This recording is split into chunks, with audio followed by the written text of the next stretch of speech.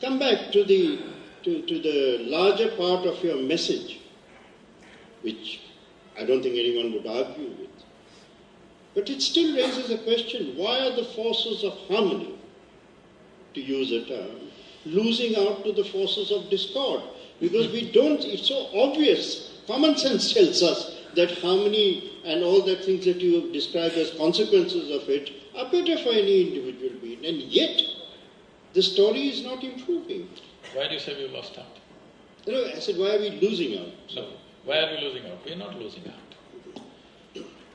The problem is, these things have been happening in the world always, much more than what you have today.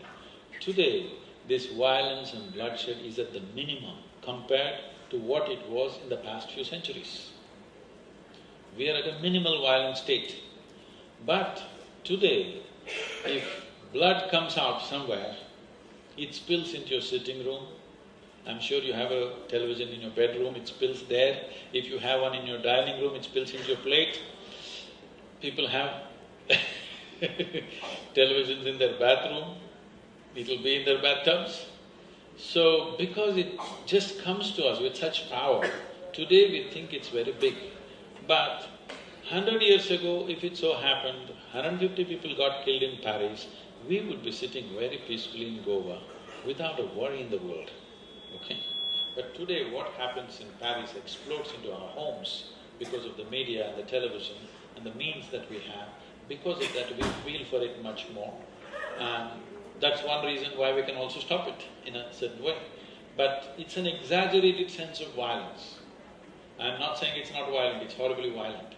But still we have an exaggerated perception because now the violence did not happen in Paris. It happened in our homes, in every one of our homes, all over the world. So it's very magnified like never before. But if you actually count the numbers, we are at a very lower level of violence compared to, if you take last 20 centuries, what violence the world has seen and what we are seeing today is much, much lowered. Well, if consciousness has risen as a consequence of communication, then that too will have consequences. And one of the consequences will be, for example, as we are seeing now, the almost inevitability of the state to respond with reaction violence. And then how does one get the cycle under control? Is there under control, or shall we just resigned to watching a very macabre drama helplessly? So there are short-term actions that one has to take. We can't live in an illusory world. If somebody is shooting at you, you will try to transform them. No. Somebody is shooting at you, you have to shoot at them right now. But long-term solution is transformation. We have to invest in that. We have not invested in that. Today we think if they shoot at us, we shoot at them and the job is done. It's not done because the new crop will come. So the long-term investment in individual human beings being peaceful and joyful by their own nature must be done. Because if this investment is not done, this is a lot of work. No political leader or a government is interested in doing it because in 5 years they cannot show any results. This is only the work of madmen like me, okay? You work for a lifetime, you make an incremental change and you think it's okay.